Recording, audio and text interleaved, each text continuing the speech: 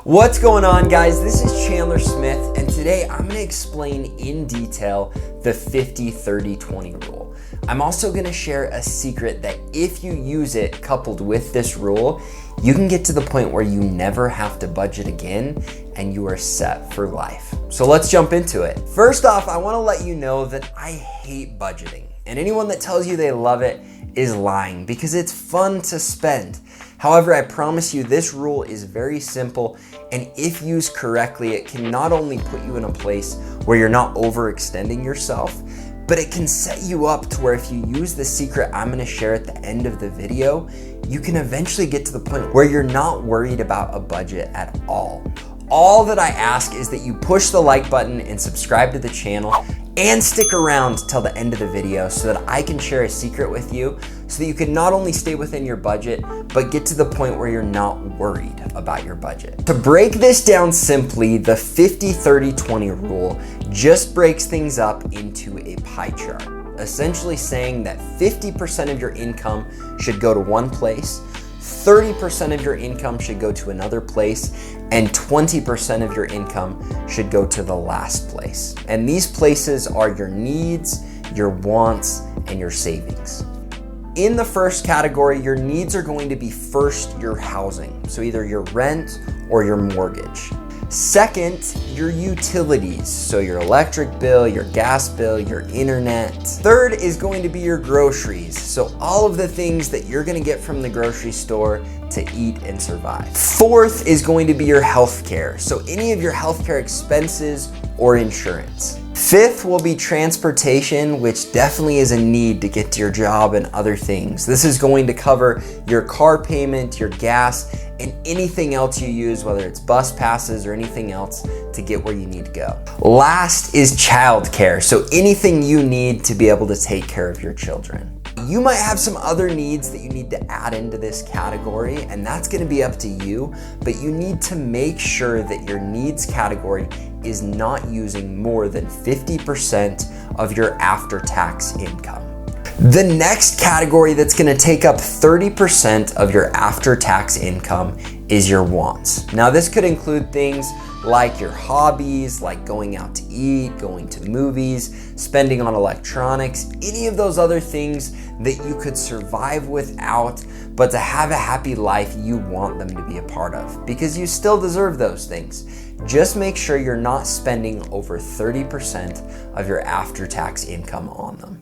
Now, with this category, I think it's extremely tempting to be able to spend on things that you just see and want. It's really rewarding, it gives you a high. But if you can stay committed to not overspending in this category, I promise putting the remainder into savings is going to be huge for not only keeping you comfortable, but setting you up for your future. Now, that leads us into the final category, or the last 20%, which is meant for savings or paying off old debt that you've accumulated so that you're setting aside that 20% to either put away or pay off that debt.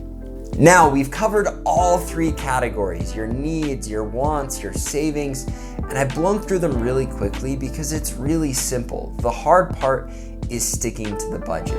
And I think the only way you can truly stick to a budget is if you have a good incentive at the end that motivates you to do so. Now, like I told you earlier, I'm not a huge fan of budgeting. And I think if we took a poll, you would find that most people aren't. However, I think the only way to lead a successful budget is to have some kind of incentive to help you do so. Now, maybe I'm wrong in saying this, but I don't think that most people want to just continue to grind out their whole lives living by this budget, hoping that they've saved enough money with that extra 20% that they hit 65 or 70 and they can retire and continue to live off of that budget at a very frugal lifestyle till the day that they die. I think deep down, everyone wants to do something more.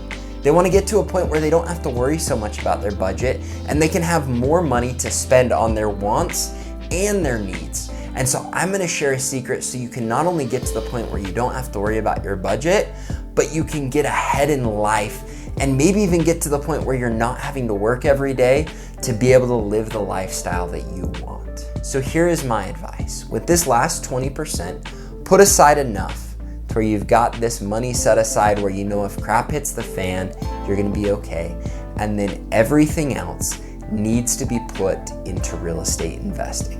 And I know a lot of you are bringing up a lot of red flags, but watch my other videos. Real estate investing is an incredible place to put your money, where you literally can get 30 to 40% returns on this money you're putting away.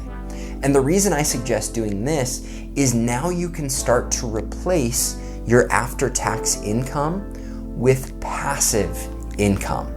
So when you've got this 100% pie, you can chip off 5% or 10% every single year that is now being paid for with your passive income from real estate.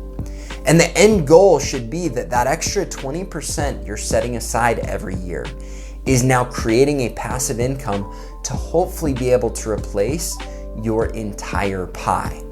Now, you're saying, Chandler, what's exciting about that? Well, here's what's exciting. You can build up a passive income that now pays for your entire pie. That means that you've got all of your needs, all of your wants covered completely by passive income. That means if you're still receiving an active income from your job, you can use 100% of that active income to create more passive income. So now your pie of needs and wants can get a lot bigger, completely paid for with passive income. And you could literally do this within 5 to 10 years by investing in real estate. So now you're able to afford a nicer home. You're able to afford nicer cars, and you have zero guilt because you know 100% of your active income is going into a passive income, and you know your passive income isn't going anywhere. So once your passive income is built up to pay for the entire pie, and you know that you're not stressed about that pie going anywhere because even if you quit your job, it is going to continue to get paid for by your passive income created by real estate, you're in a place where you could retire in your 30s, in your 40s, heck, in your 20s if you get on it soon enough, purely because you use this rule to your advantage and you put that last 20% in the right place to create a passive income for yourself. Now, I've explained the original 50-30-20 rule, and if you want to use that last 20% in savings and retire when you're 75, go for it. However, I truly believe that if you're willing to set aside that last 20% and put it into real estate, you're going to be able to create a whole new pie that's a lot bigger, a lot safer, and put yourself in a place where you can have the life that you want, where you won't have to worry about your budget and your passive income can pay for that dream lifestyle. And all that you've got to do if you want to know more about investing in real estate, if you want to figure out all the ins and outs, is push the like button, subscribe to the channel, and check out my other videos so that you can learn how to create a passive income to pay for your dream lifestyle. Thanks, guys. Have a great day.